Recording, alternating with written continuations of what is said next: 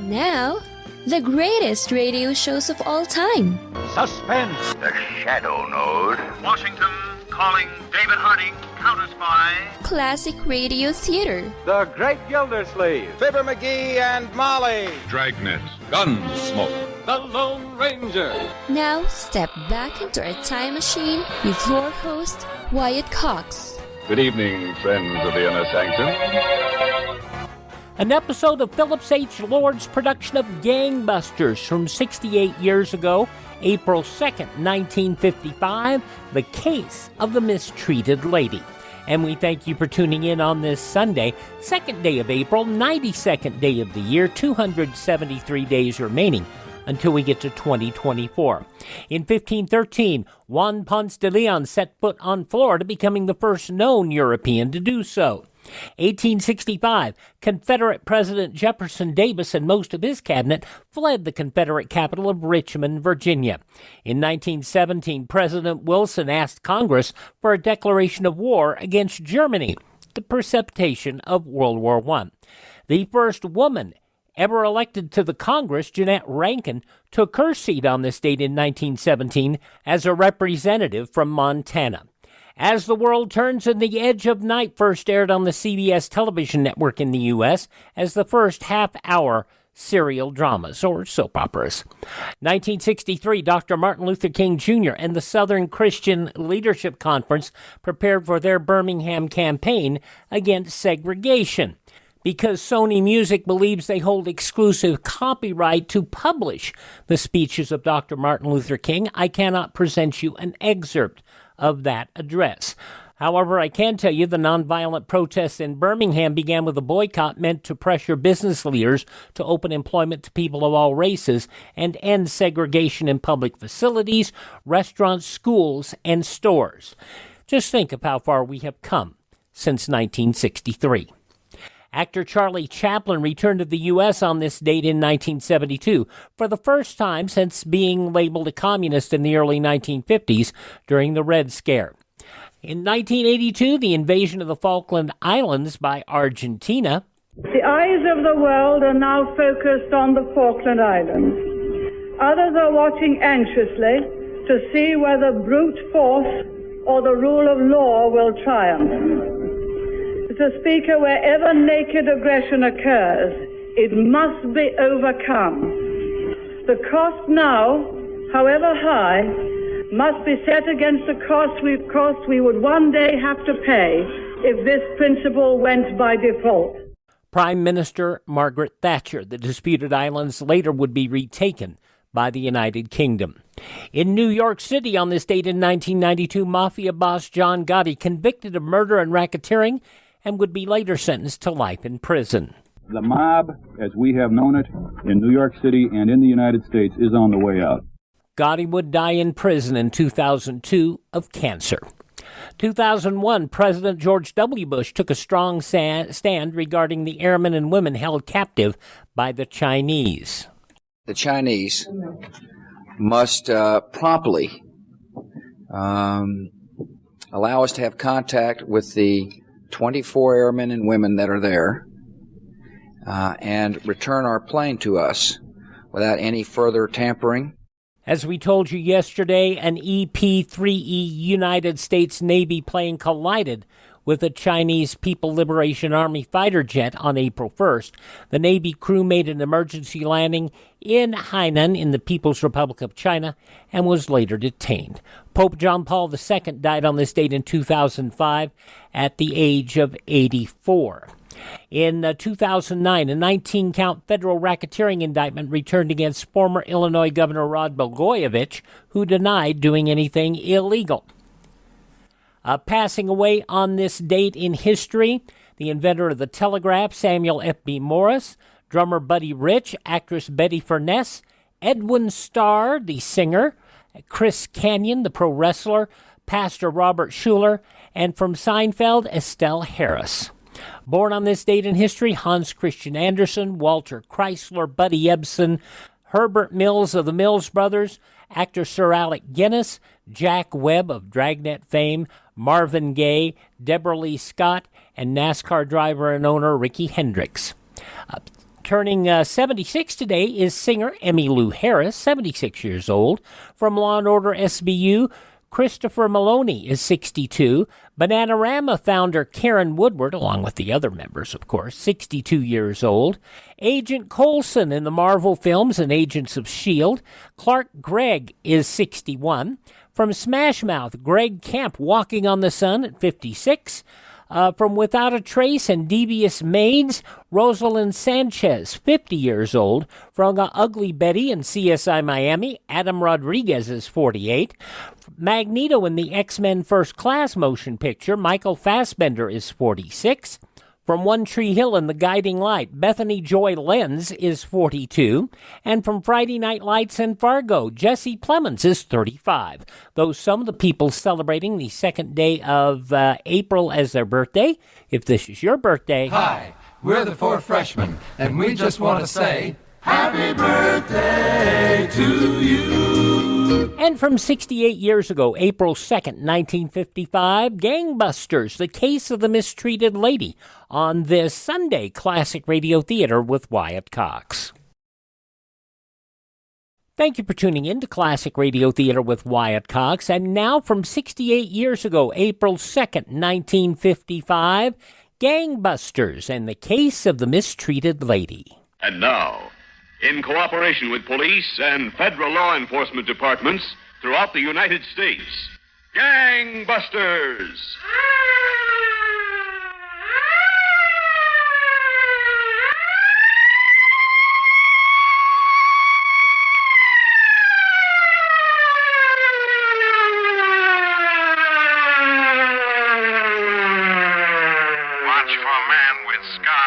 Both eyebrows, who has nickname of Jock.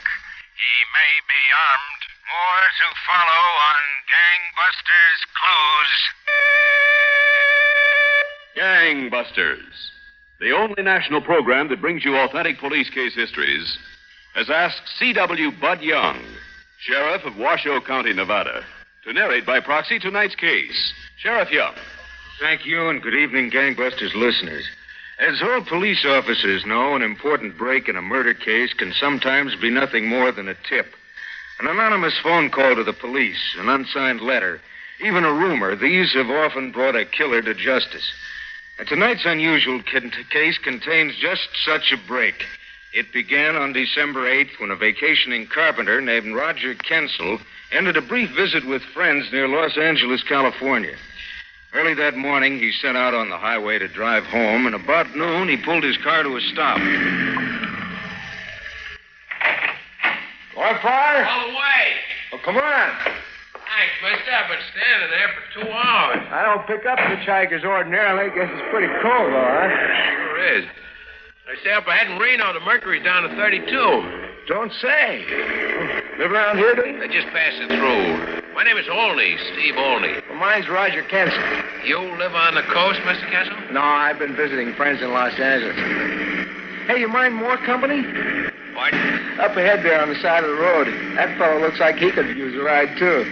Yeah, he sure does. Think I should stop? Well, it'll be nice of you, Mr. Kensell. It's awful cold out there. Oh, why not? Got plenty of room. Maybe later on we can spell each other at the wheel. I'm a good driver if you want me to take a turn. Just open your door for him, will you? Yeah, sure thing.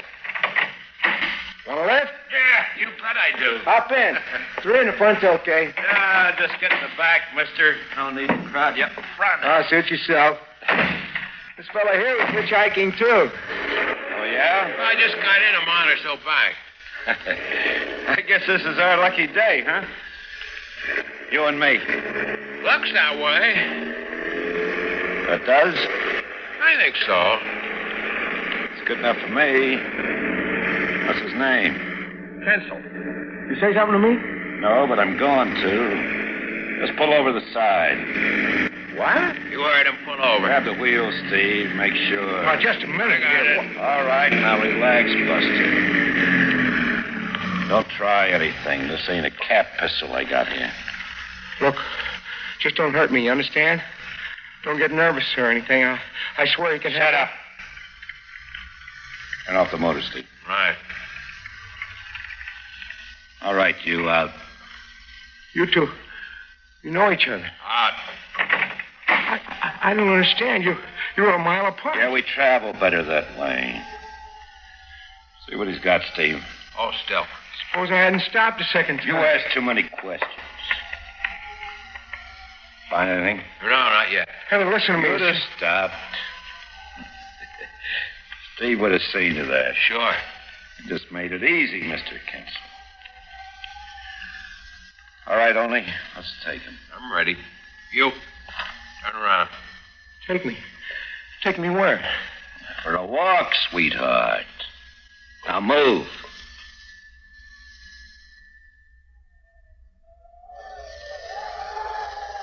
Look, we've been here in these woods all afternoon. Yeah, time sure flies, huh, Mr. Kensell? Well, won't you at least tell me what you're going to do? You'll see.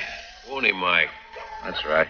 I told you, take my car. You got my money, take the car and just leave me. You know something, Mr. Kensell? Just what we're planning on. Then why don't you?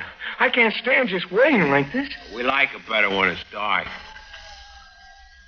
You know something, Steve? Looks just about dark enough now. I swear, I won't do anything. I'll wait here as long as you say. I won't even try to telephone. Yeah, we know that, Mr. Kensell. Then you're going now? Pretty soon. Think it's dark enough, Steve? Yeah, looks that way to me. All right, up on your feet, Mr. Kensell. You take me back to my car? Not exactly. Come on now, stand up. Better do what Mike says, Mr. Kensell. He's got a terrible temper. Look, don't hurt me. Don't you see? You got what you want. Please don't hurt me. Oh, you must think that we're awful dumb, Mr. Kensell. Dumb? No, I don't. I think you're smart, both of you. Thanks. You know our names, Mr. Kensell. You know our faces. Sure, we're smart enough to think about that. I won't tell, I swear. I won't tell anybody. We know you won't. Please, if you don't tell me what you're going to do, All right, turn around, start walking. Walking? Move. Oh, all right. Whatever you say. Slow, Mr. Kensell. Just keep walking. That's right, toward the woods. Whatever you say. I promise to do whatever you say. Scared, ain't he? Yeah. Just keep walking? Yeah, you're doing fine, Mr. Kensell. Now, Steve? I think so, Mike. Now.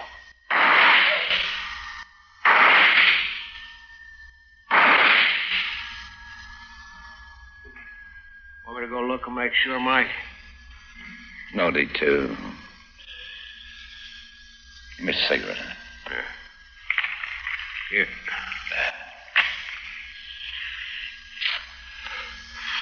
We, are ready to go? Sure.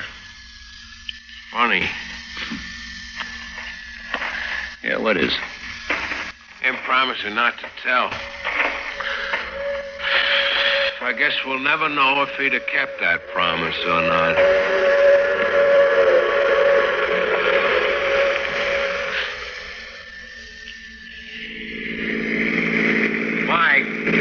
Never mind talking, Steve. Will you just keep looking out for cops? But it's time of night way out here on the highway. Told you, I don't like driving a hot car. I'm sure won't be looking for it yet, Mike. Yeah, but just the same. As soon as we get someplace, we gotta get rid of it. Hey, maybe up ahead. See those lights? Must be Reno. Reno, Nevada? Oh, there ain't two of them. Why? Got a girlfriend in Reno, Nevada. Near there, anyway. Named Marie. Yeah? She's some kid, Mike. Man. Hey, you never used to talk about her back in stir. Ah, Marie ain't the kind you talk about. No? A girl like Marie just thinks to yourself, you know? She's okay, huh? Well, she is. Got a nice little place of her own, too. She like visitors? Always did. Why? You just gave me an idea, Steve. Why are we stopping here? Ain't any lights or anything. The spot's perfect. Nobody can see us from either direction. Now, go on, hop out, huh? It's cold out here. Hey, where's that extra can of gasoline we bought? In the back. Well, what's the idea, Mike? Right here. You take the can and start slopping the gas into the car. Well, we weren't going to burn it till we got someplace. Look, Steve, you said you'd trust me, didn't you? Well, sure. Well, then go on, will you? Pour that gas around. Okay, if you say so, Mike. Like that? Yeah. Inside, too. Up on the seat. Yeah, I know. That do it? All camp. All right, stand back. Now, way back, will you? That pile's really gonna burn. Make an awful big flame, won't it? Before somebody stops. Let him. Dark night like this, we can be a mile up the road. All set? I'll toss a match. It's a shame, pretty car like that. All right, watch it now. Here she goes. Man, let's get out of here. I'm with you, Steve. Get moving. Let's wait. Reno, didn't I tell you we're gonna see your girl?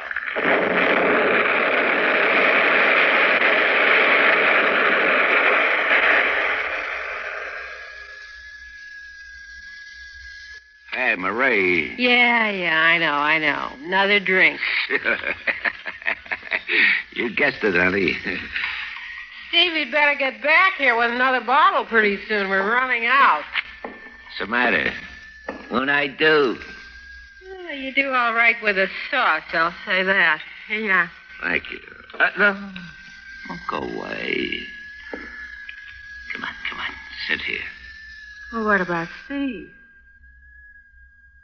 Well, what about him? That's right. What about him? Move over.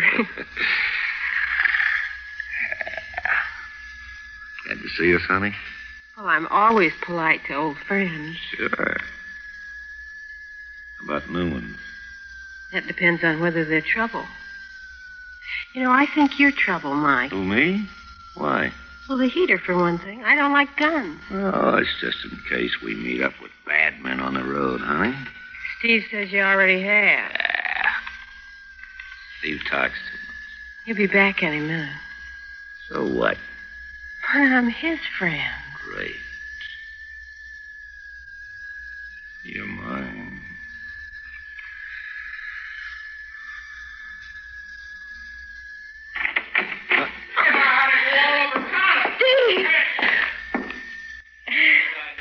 Well, nothing, Steve. I was just fixing your friend a drink. Some drink? You told me to trust you, Mike. I'm sorry, kid. Me and Marie were just getting acquainted. Yeah, that's all, Stevie. You want a drink, too? Honest, pal. Look, I'm sorry. Sure, Stevie. Now, don't get mad. Marie. Yeah? Come here, Marie. Well, like he said, Stevie, we were just trying... The minute I turned my back. Let it out, will you? Yeah, Steve, there's no sense in beating her up. I think there's a lot of sense Now, in Steve, wait. We'll hit the road, kid, okay? Okay, Steve? After I take care of her. Are you crazy or something? Beat him up, why don't you? He's the one starting to get fresh. I can't. Mike is my friend. Come on, let's check out, Steve, huh? Okay? In a minute. Come here, Marie. Now, look, Steve, no. No.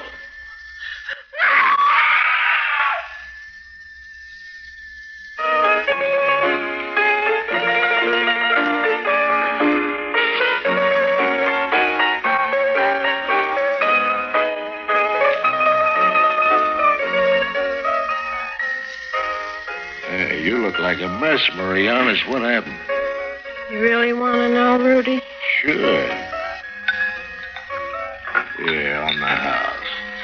Gee, thanks. You really want to know? Not unless you want to talk about it. I ran into an old friend. Uh-huh. That's what I said, an old friend. Looks more like you ran into a brick wall. Oh, crummy jerks. If I wanted to, I could fix their wagons, but good. I knew when you came in you were mad. Give me another slug, will you, Rudy? Yeah. I could fix them real good. I wouldn't blame you. Here I was, entertaining two callers, see? An old gentleman friend of mine. Yeah? Him and his buddy. Here I was offering them hospitality, you understand? Like anybody would, you. That's right, like anybody would. Then you know what happened? I could see. Oh, I mean before that, this friend, this friend of my friend, you understand? I'm with you. He tries to get fresh. Yes? Listen, I tell the creep. Listen, I say, I am a lady. You understand? Sure you are, man. Him and his heater, I could fix them both good. Heater? Gun. Not so loud. April 2nd, 1955, Gangbusters on Classic Radio Theater with Wyatt Cox on a Sunday. The news from 68 years ago follows these important messages from your favorite radio station.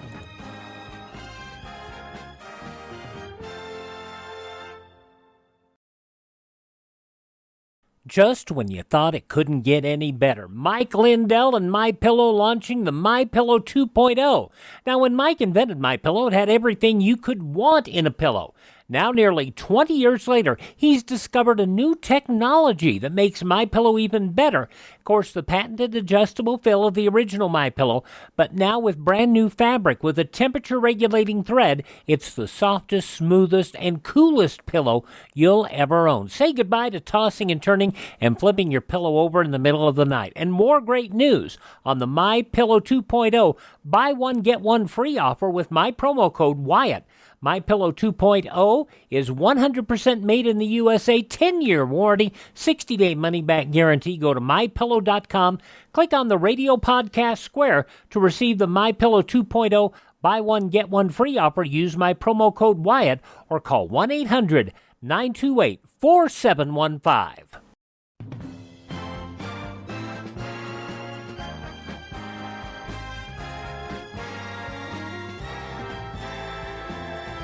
Thanks for spending part of your Sunday with us here on Classic Radio Theater with Wyatt Cox. We're listening to an episode of Gangbusters as it was originally broadcast Saturday, April 2nd, 1955. In the newspapers of that Saturday, 68 years ago, these were some of the headlines. The Senate yesterday voted U.S. ratification of the Paris Treaties to rearm West Germany. The historic vote, designed to make the German Republic a sovereign member of the European defense chain against communist aggression, was 76-2. It came after a little more than 3 hours debate. Senator George, the Democrat of Georgia, chairman of the Foreign Relations Committee, which approved the treaties 14-1, said in an opening the brief debate that ratification would improve the chances of a Big Four or Big Five meeting that will produce something more constructive and helpful than stalemate and propaganda. Defense Department disclosed last night that 4 persons received eye injuries, 2 possibly permanent, at atomic tests in Nevada in 1952 and 1953. The disclosure reversed previous flat assertions by the government that no participant or observer had been injured during the tests. Philippines officials today listed more than 550 persons dead, missing, and injured in an earthquake that rocked 3 southern provinces for 7 hours yesterday. Reports from the office of the governor of stricken Lanao province said an inspection team which had toured the 3 provinces worst placed the dead at 170s. In addition, the report said 100 persons missing, 300 injured, thousands are homeless. Senator Wayne Morris, the Democrat of Oregon, opened a Senate drive yesterday to take away President Eisenhower's authority to defend nationalist China's outposts, islands of Queenoy and Matsu. Senate Republican leader William F. Noland of California promptly denounced the move as a threat to peace in the Far East. Noland said if Morris's proposal were even given serious consideration, it would mean the loss of Queenoy and Matsu to communism, and in a year or two, most of Asia would be passing behind the Iron Curtain. Terrorists opened a campaign of bombings and sabotage throughout Cyprus yesterday to protest conversion of the island into Britain's new defense bastion in the troubled Middle East. Masked raiders coordinating their strike so precisely, many residents believe the island was under aerial attack, bombed radio stations, military bases, and police installations across the whole of the eastern Mediterranean island. Illinois public health officials said yesterday an Illinois-developed polio vaccine may be the most effective anti-polio weapon known, perhaps better than the Salk vaccine. However, they cautioned further tests are necessary before any flat claim can be made. Two gun-toting bandits, at first thought by employees to be playing an April Fool's joke, snatched $9,385 payroll yesterday after quieting Office Snickers with, "Come on, we're not kidding, this is a holdup." The stick-up took place at the office of the Ford Plating Company Incorporated a few minutes after an armored car had delivered the payroll. Though some of the day's top news stories is reported in the newspapers of Saturday, April 2nd, 1955, on your radio, Gangbusters, which continues now on Classic Radio Theater with Wyatt Cox. As a matter of fact... What are you talking about? As a matter of actual fact... You got a phone? Right behind you. Would you give me a dime, Rudy? Anything you say, Marie. Thanks. Hey, Marie. Yeah? Don't do anything dumb now. Yeah, what's dumb about fixing a couple of heels? Nothing, I guess. Anyway, they sure fix you. Oh, where's the Pick it up, pick it up, pick it up. There it is.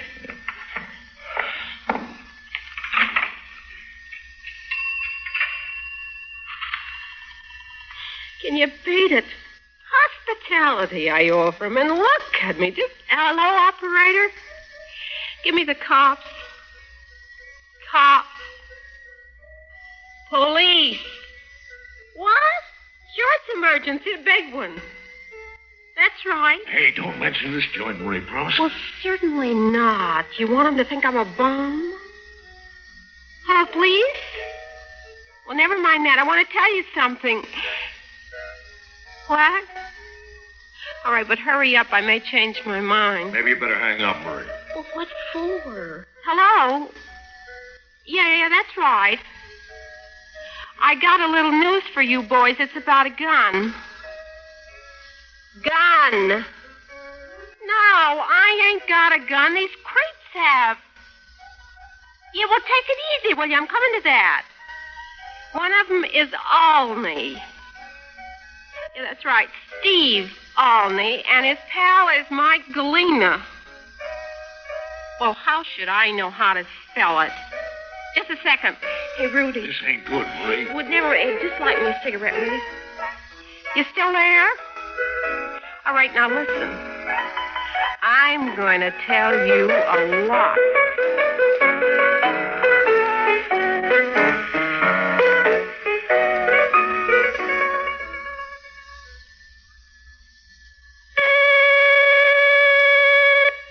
Originally broadcast 7:30 p.m. Eastern Time, April 2nd, 1955, Gangbusters on Classic Radio Theater with Wyatt Cox. The conclusion follows these important messages.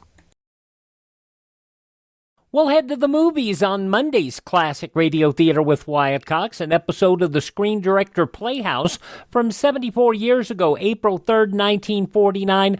Bob Hope stars in The Ghostbusters. A radio broadcaster, his quaking manservant, and an heiress investigate the mystery of a haunted castle in Cuba, based on the stage play and movie of the same name. Screen Director's Playhouse tomorrow on Classic Radio Theater with Wyatt Cox. But now, let's wrap up this episode of Gangbusters from 68 years ago, April 2nd, 1955. Back to Gangbusters and Sheriff Bud Young of Washoe County, Nevada. An anonymous telephone call, Gangbusters listeners, sometimes sets off fireworks. Or, in the case of Marie's call to the police, it opens a trail leading to murder. Marie's call was transferred to my office, and while I talked, Under-Sheriff Gerald Logan had little difficulty in tracing the call to a local tavern. When Logan and I arrived at the tavern, Marie was still there. What beats me, I never told you where I was. Never mind that, miss. Let's hear some more about your friend. Oh, them. The ones with the gun. Excuse me, would you officers care for a drink on the house? No, thanks. You understand? I got a respectable place here. Oh, sure. Now, these guys Marie's talking about, they weren't in here. Yeah, we understand. No, sir, I don't allow hoods hanging around in here. Relax. So you got a nice, respectable tavern. You sure you won't have a drink on the house? We'd like to talk to Marie. Oh, sure. Yeah, go right ahead. Yeah, thanks. Now, Marie, You said these men are Steve Olney and Mike Galena, is that right? Correct. Right on the nose. Known them long, Marie? One of them I just met tonight. Yeah, we can see that you did. You know they both have records, of course. They have? Well, that's a big surprise, huh? Well, it certainly is. Any idea which way they were headed when they left you? Well, to tell you the truth, I wasn't looking. All right, then try this. Did either of them smell like fire? I beg your pardon? As if they'd been near a fire. You know, could you smell smoke on them? Or gasoline, maybe? Well, I didn't notice. But you're sure Galena had a gun? Oh, I'm positive. Creeps, I'm positive. Bud. They may be our boys, Jerry. Want to have Marie take a look at the body? She just might know him. Maybe. Body? What body? A man was shot, Marie. Shot, and so far as we can figure, his car was burnt up, too. Well, you think my friends, you mean Steve and Mike, could do a thing like that? I don't know. Looking at you, though, I'd say they might.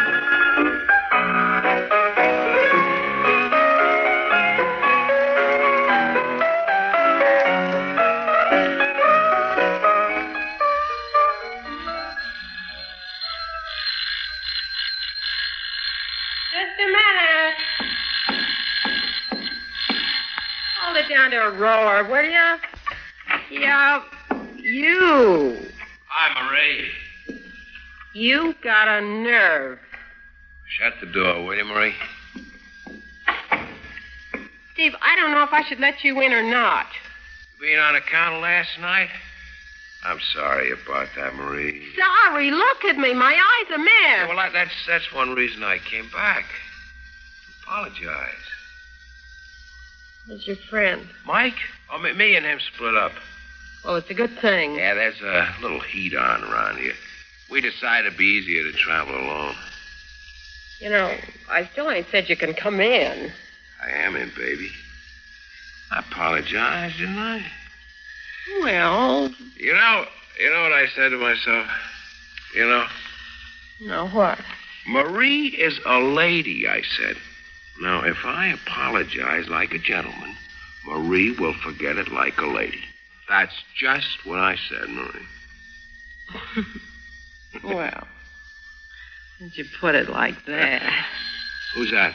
Well, if it's your crummy friend, the two of you can just Can't be Mike. Don't open it, honey. It's probably Essie. Who is it? Stand back, Marie. Marie, it's cops. Don't move. Marie, you dirty stinking stool! Jerry, watch his gun.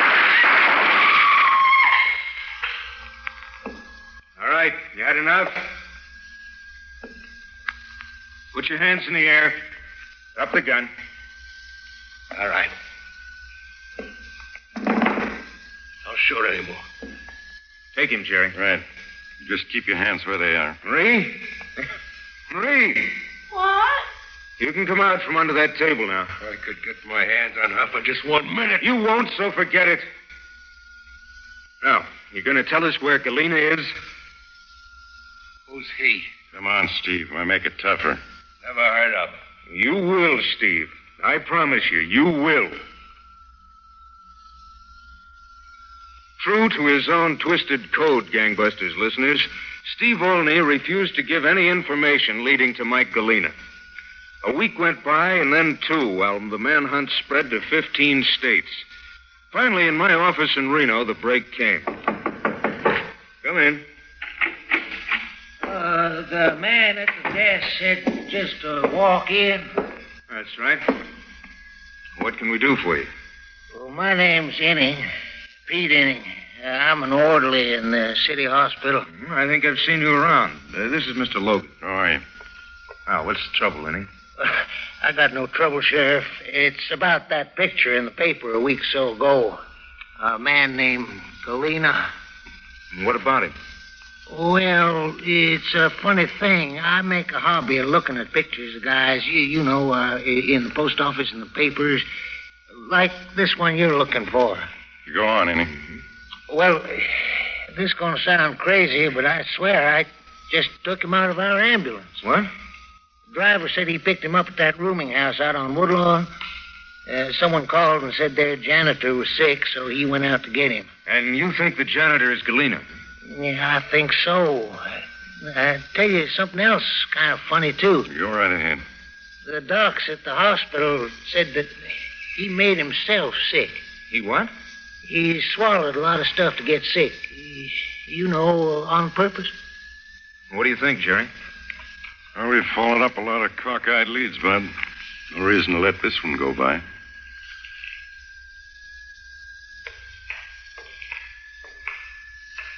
I told you, didn't I, Sheriff?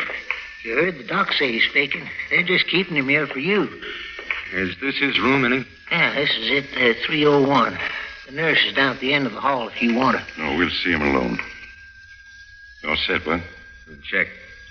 You stay out here, any? Yes, sir.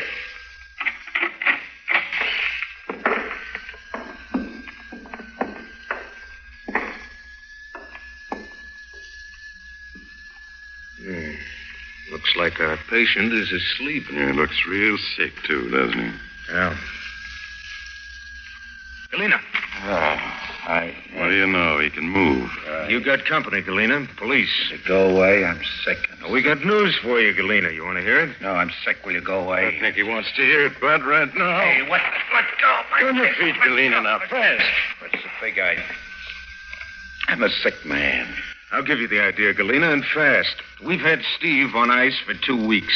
Huh? He sang his head off. I don't know what you're talking about. I'm going to ring for the doc. You stand still and listen. Oh. Roger Kensell, you took him in the woods, took his dough, and then shot him in the back. That sound like the story? We got it all, Galena. The gun, where you stopped to buy the can of gas, the works. Even Marie. Will you have a heart? Look, I'm sick, I tell you. I got news for you, Galena. Yeah? You're a lot sicker than you think. I am? You are. And you know something else? You aren't ever going to get well. On March 20th, Gangbusters listeners, both Steve Olney and Mike Galena were found guilty of the murder of Roger Kensell. Sentenced by the Washoe County Court, both men were removed to the Nevada State Prison and were executed. Thank you, Sheriff C.W. Bud Young of Washoe County, Nevada. And now, Gangbusters Nationwide Clues, broadcast every week to assist American police in their war against the underworld.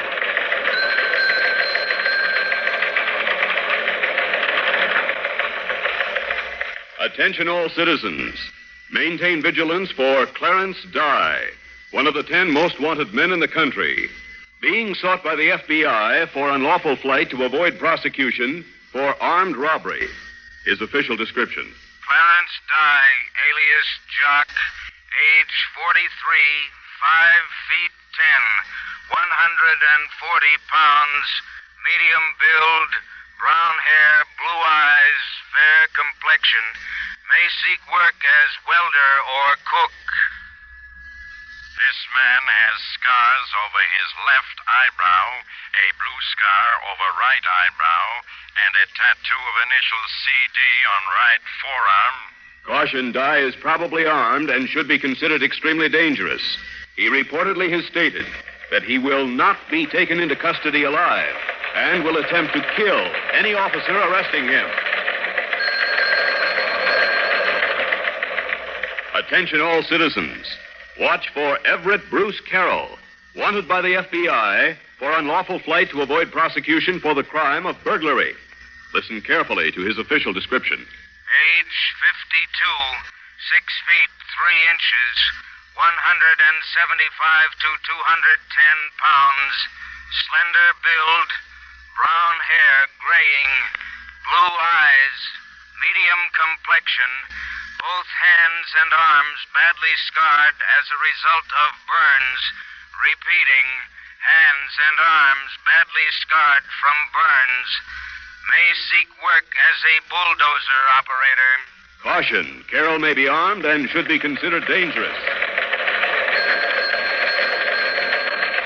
Attention all citizens, be alert for this man, McKinley Norfleet, wanted by the FBI for unlawful flight to avoid prosecution for the crime of murder. His official description. McKinley Norfleet, alias Mac, age 55, Negro, 5 feet 11, 165 pounds, slender build, black hair, brown eyes, dark complexion, may seek work as a laborer.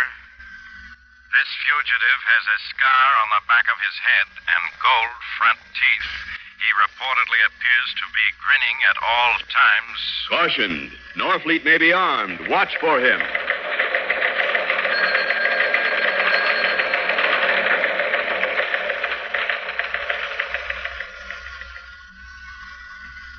If you have any information concerning these clues, notify your local police, the nearest office of the Federal Bureau of Investigation, or gangbusters at once. Tonight's Gangbusters case was written by Robert J. Shaw and directed by Leonard L. Bass, with Tom Holland and Eileen Palmer in leading roles. This production was supervised for CBS Radio by Jerry Danzig. Gaylord Avery speaking.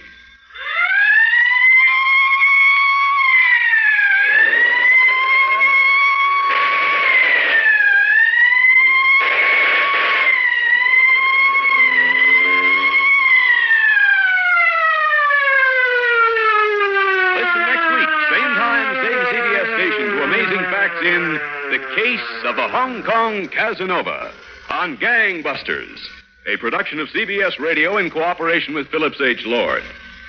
And I hope our stations around northern Nevada noted that this program was based around Washoe County. That's Reno territory. April 2nd, 1955, Gangbusters here on Classic Radio Theater with Wyatt Cox. Thanks for making us a part of your day. Hello to our friends all across the nation, especially our folks in Waterloo, Iowa, KXCL territory. And I know a lot of you listen to us on Sundays, and I know a lot of you have found our podcast. You can listen anytime on demand, 21 hours a week of Classic Radio Theater at classicradio.stream. You can also learn about building a classic radio collection of your own. And if you'd like to help, you can buy me a coffee. That buy me a coffee money goes toward us maintaining our distribution channels and buying additional classic radio collections.